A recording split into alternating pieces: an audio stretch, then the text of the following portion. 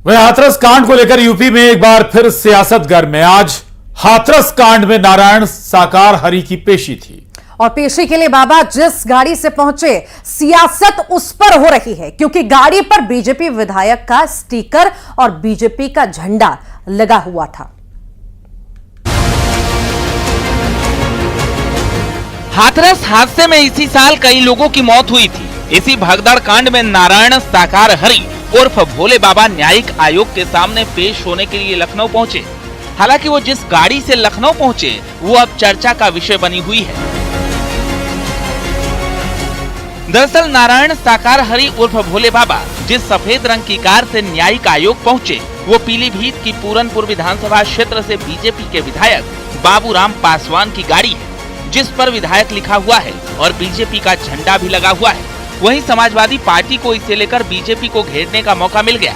SP नेता का कहना है कि बीजेपी के लोग हादसे में मारे गए लोगों के साथ नहीं खड़े हैं, बल्कि आरोपियों के साथ खड़े हैं। जब समाजवादियों ने पूछा कि इतना बड़ा मॉब वहां पे पहुंचने वाला था, एलआईयू की इसकी कोई खबर नहीं थी, कप्तान वहां पे क्या कर रहा था, जाहिर सी बात है कि बिगैर सत्ता के समर्थन के तो वो कार्यक्रम हो नहीं रहा था। यही बात हम तब कह रहे थे। और आज जब उनकी पेशी हुई है तो भारतीय जनता पार्टी का जो लिंक है वो साफ साफ समझ में आता है कि वो जो निर्दोष जाने हैं बीजेपी उनके साथ नहीं खड़ी है। बीजेपी जो उसके लिए जिम्मेदार है, बीजेपी उनके साथ खड़ी हुई है। दरअसल हाथरस हादसे में न्यायिक आयोग के सामने बाबा साकार हरि की पेशी हुई। साकार हरि से करीब 1.5 घंटे से ज्यादा पूछताछ हुई। साकार हरि के वकील का दावा है कि हाथरस में भगदड़ के पीछे किसी साजिश से इनकार नहीं किया जा सकता, लेकिन राज्य सरकार की ओर से गठित जांच एजेंसी इस साजिश का पर्दाफाश करने की कोशिश में जुटी है। बिल्कुल साजिश थी।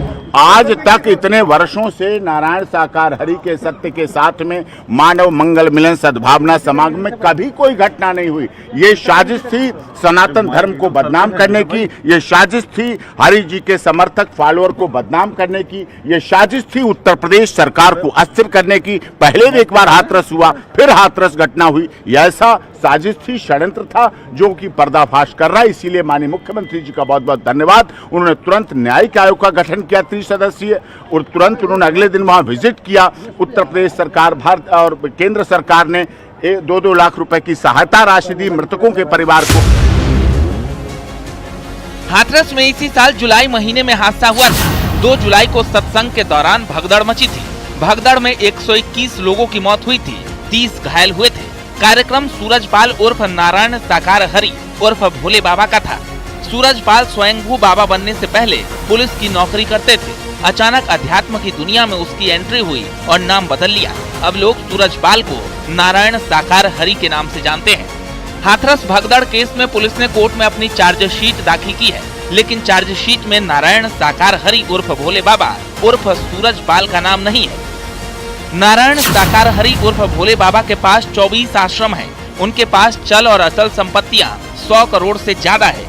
बाबा 25 से 30 गाड़ियों के काफिले के साथ चलते हैं। नारायण साकार हरि उर्फ भोले बाबा अपने अनुयायियों से 1 पैसा चढ़ावा नहीं लेते हैं, लेकिन फिर भी उसके पास आलीशान आश्रम और इन आश्रमों में दुनिया की सभी सुख सुविधाएं मौजूद हैं। वहीं अब हाथरस भगदड़ कांड में आयोग के सामने पेश होने के लिए लखनऊ पहुंचे नारायण साकार हरि के बीजेपी विधायक की गाड़ी में जाने पर सियासत तेज हो गई है। न्यूज़ 18 के लिए ब्यूरो रिपोर्ट।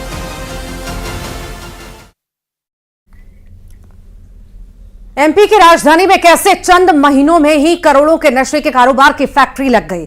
एमडी ड्रग्स को बनाना शुरू कर